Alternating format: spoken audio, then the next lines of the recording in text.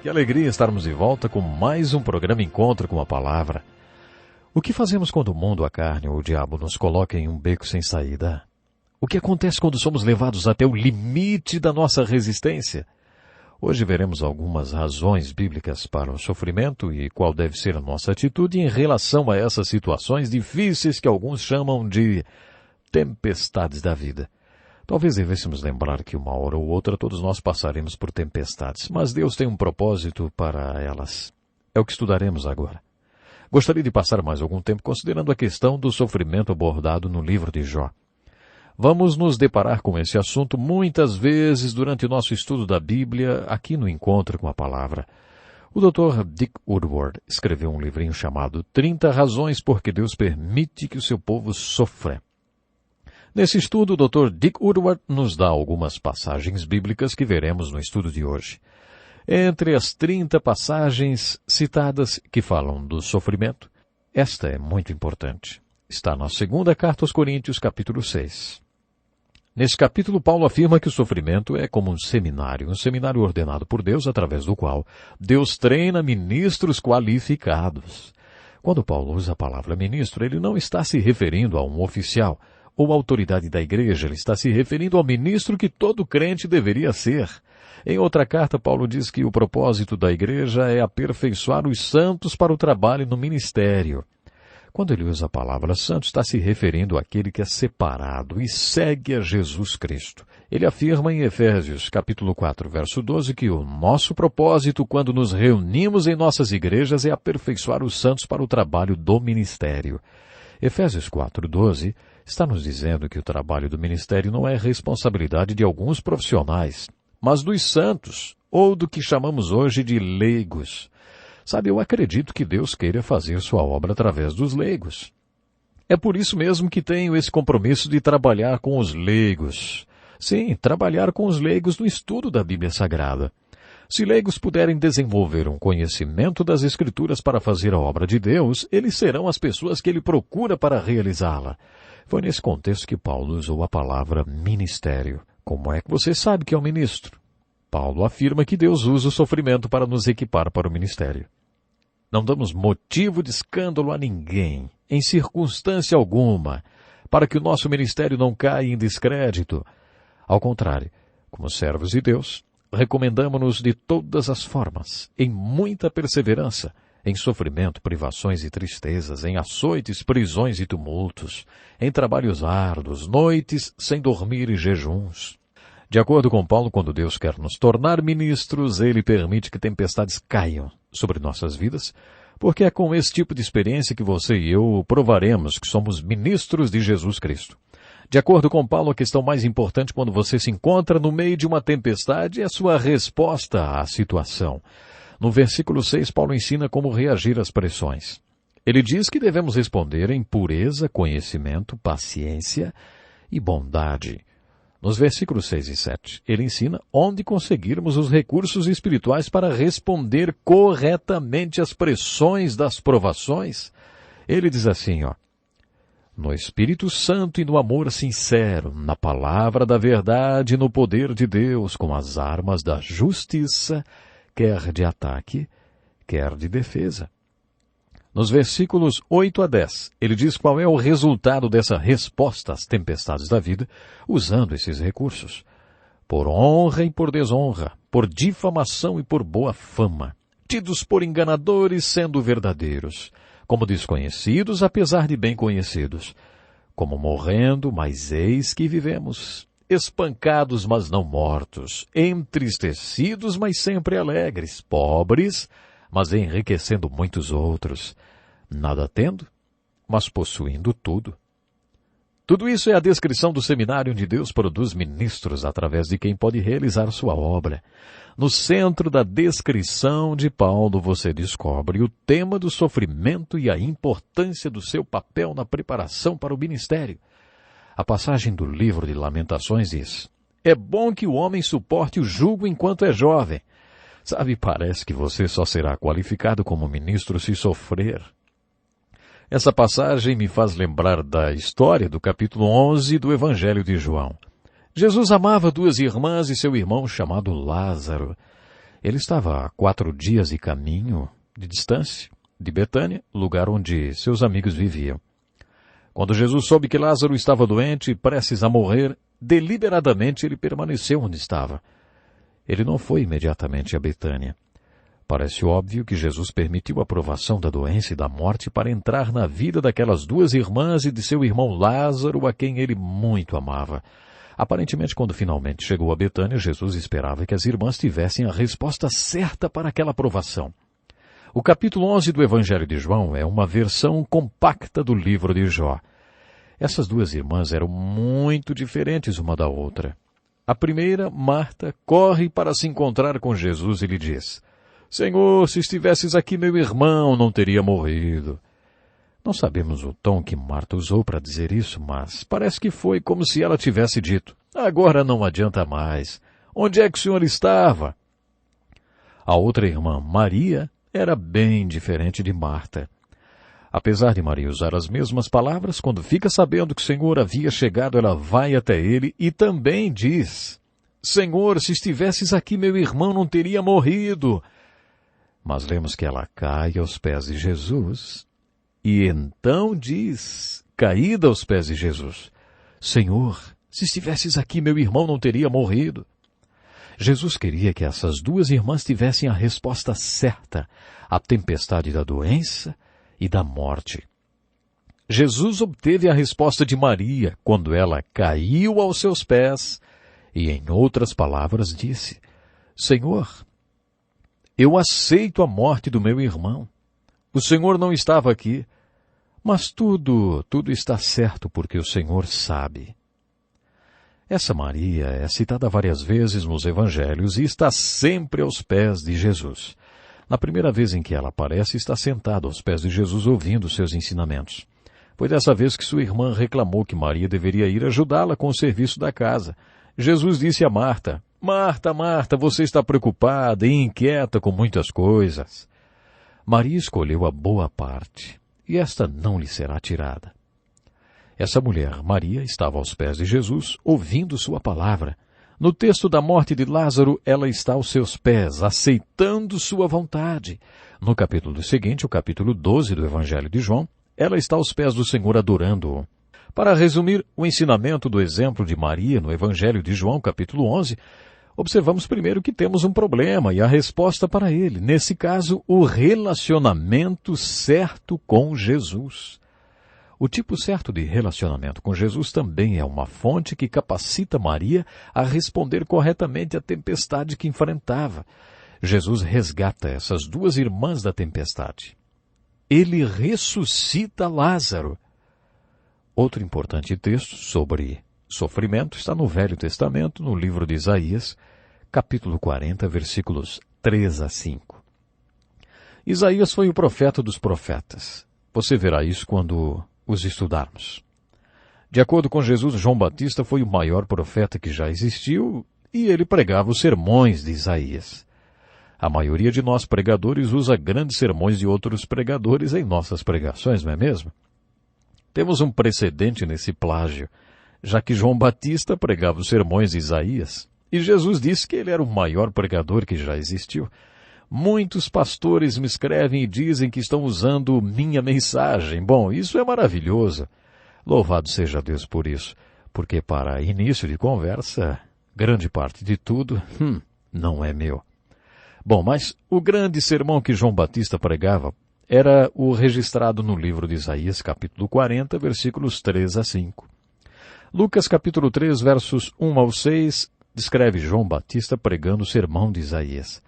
Podemos fazer uma síntese desta mensagem. Quando você for construir uma estrada, faça 4 coisas. Primeiro, nivele os montes. Segundo, preencha os vales. Terceiro, alinhe os caminhos tortos. E quarto, aplane os caminhos esburacados. Aí então você terá uma estrada. Isaías e João pregaram da seguinte forma: Deus virá ao mundo algum dia e para isso precisará de uma estrada para rodar nela. Essa estrada é a vida do Messias. E sua vida é perfeita. Nessa vida perfeita, as montanhas do orgulho serão totalmente niveladas. Os vales na sua vida serão completamente preenchidos. O Messias será cheio do Espírito Santo 100% do tempo. Em sua perfeita vida, os caminhos tortos do pecado serão alinhados. O Messias tornará os caminhos esburacados em caminhos planos. Com isso, Deus terá uma estrada pela qual virá ao mundo. Tudo isso aconteceu quando Deus veio ao mundo através da perfeita vida de Jesus. João Batista iniciou o caminho de Jesus pregando: Ele está aqui está a estrada pela qual Deus virá ao mundo. Depois Jesus viveu nesse mundo por 33 anos. Ele disse aos seus apóstolos que comemoravam a Páscoa com ele que estava prestes a deixar este mundo. Depois de sua morte e ressurreição, ele disse aos seus discípulos: Assim como me enviaste ao mundo, eu os enviei ao mundo. Fazendo uma aplicação disso, podemos dizer que Deus quer que o mundo veja sua salvação através da sua e da minha vida. Mas como isso acontece, hein? Acontece como aconteceu na vida do Messias. Sua vida foi uma estrada para Deus e Ele quer que a sua e a minha vida sejam uma estrada também. Existe uma teologia falsa andando por aí que tenta ensinar que Deus não quer que ninguém sofra, fique doente ou passe dificuldades financeiras. Mas nós vemos na palavra de Deus que ela ensina o contrário. Deus permite sim que tempestades e dificuldades sobrevenham na nossa vida. Estamos estudando 30 razões porque Deus permite sofrimento na nossa caminhada. No capítulo 5 de Romanos, versículos de 3 a 5, o apóstolo Paulo explica como Deus faz nascer ministros através do sofrimento. Nos gloriamos nas tribulações porque sabemos que a tribulação produz perseverança, a perseverança um caráter aprovado, e o caráter aprovado esperança, e a esperança não nos decepciona. A seguir, Paulo diz que o caráter provado leva a confiança, a esperança. Essa confiança é muito importante porque quando chegamos a esse ponto sabemos que não fugiremos mais como João Marcos fez no livro de Atos, capítulo 15, dos versículos 37 a 40. Quando começarem a jogar pedras em você, você não vai correr, não.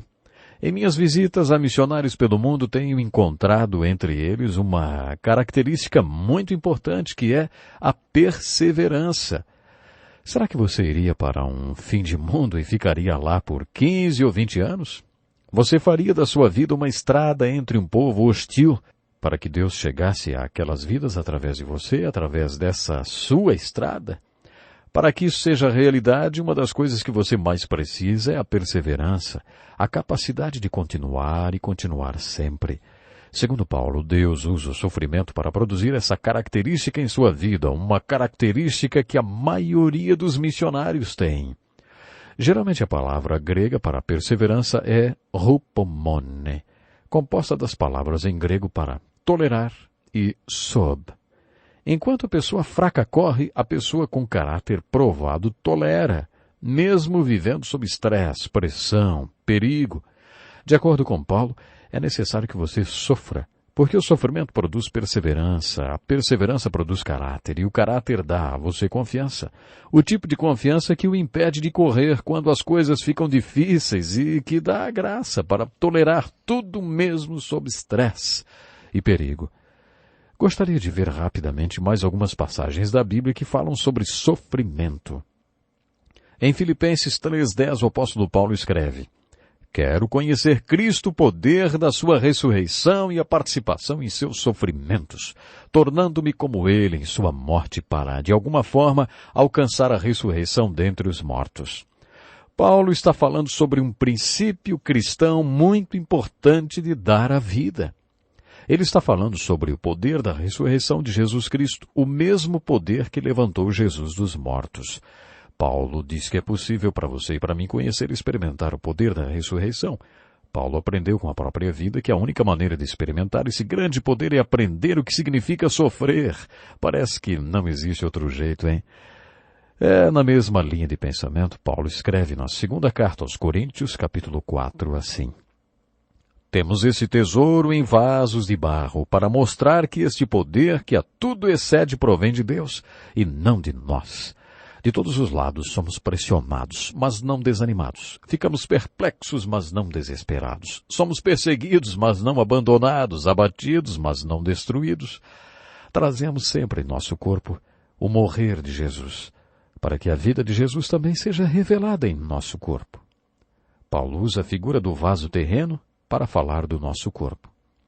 Nesse simples vaso terreno temos um tesouro inestimável, que é Cristo ressuscitado vivendo em nós.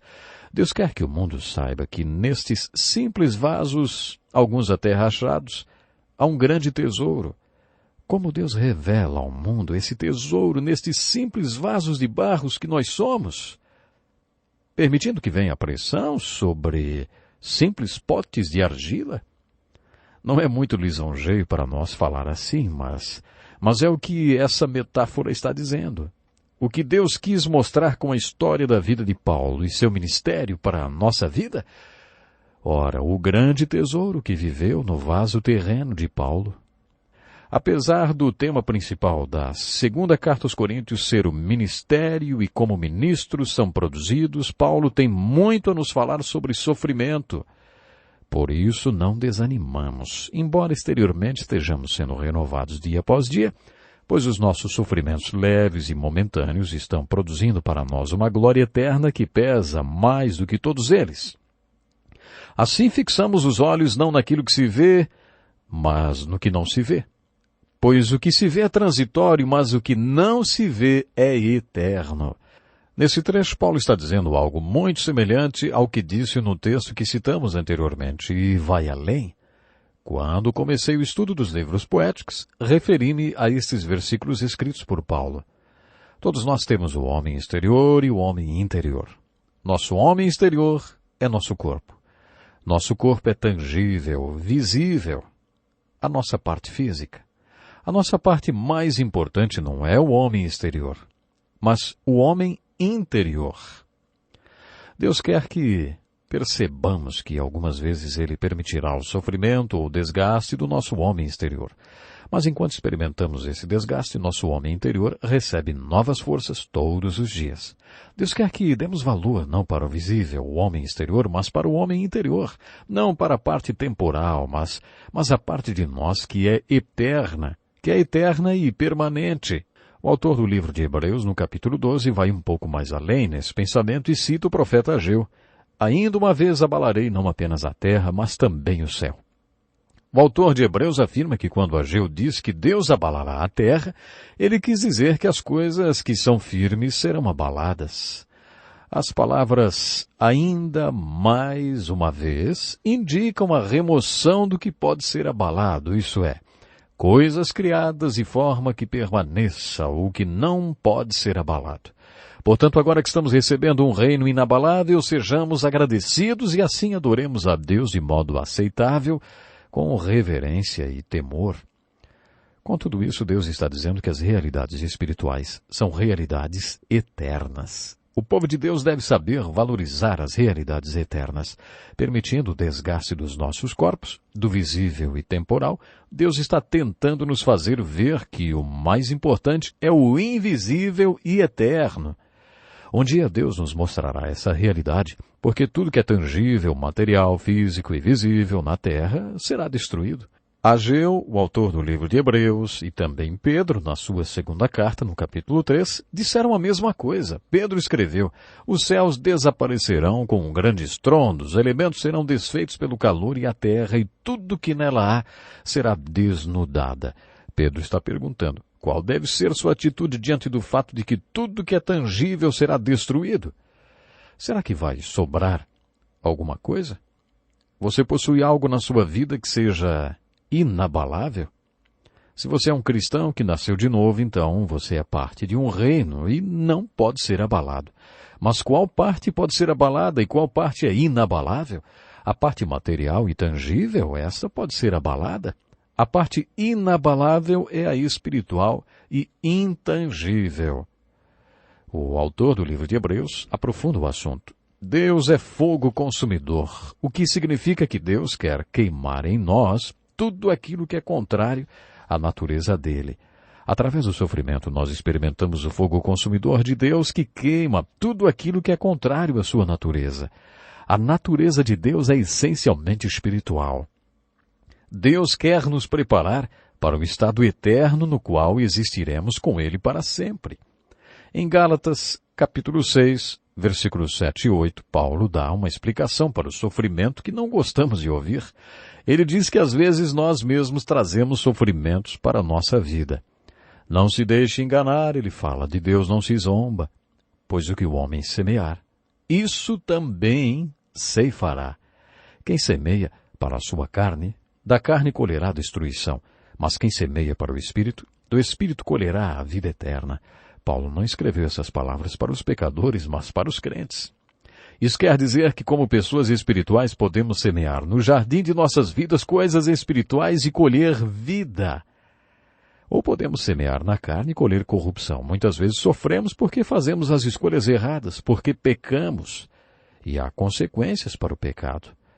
Será que um crente sofre por causa de um pecado em sua vida? Claro que sim. Você não deve falar para uma pessoa que está sofrendo que a razão do seu sofrimento são as sementes erradas que ela plantou no jardim da sua vida. Pode até ser verdade. Mas como você sabe que essa é a verdadeira razão para o sofrimento daquela pessoa, pode haver várias razões. O sofrimento pode ser uma combinação de coisas que Deus está usando como ferramenta. Há outras passagens sobre o sofrimento. O apóstolo Paulo, por exemplo, disse aos filipenses que o sofrimento é um privilégio, pois a vocês foi dado o privilégio de não apenas crer em Cristo, mas também de sofrer por Ele. De acordo com Jesus, sofrer é um privilégio seguido de uma recompensa. No Sermão da Montanha, Jesus ensinou: bem-aventurados serão vocês quando por minha causa os insultarem, os perseguirem e levantarem todo tipo de calúnia contra vocês. Alegrem-se e regozijem-se, porque grande é a sua recompensa nos céus. Muitos cristãos estão sofrendo hoje, porque o mundo odeia Cristo. Essas pessoas estão sofrendo porque proclamam sua fé em Cristo Jesus. Jesus previu o sofrimento. Ele disse que seria motivo para derramamento de sangue mais do que qualquer ideologia sobre a face da terra, porque o mundo odeia Jesus. Jesus prometeu uma bênção especial para os que estão sofrendo perseguição por causa do seu nome. Essas declarações de Jesus podem ser acrescentadas na lista das razões bíblicas para o sofrimento do povo de Deus. Nosso tempo está terminando, mas não deixe de estar conosco em mais um encontro com a palavra. Deus lhe abençoe.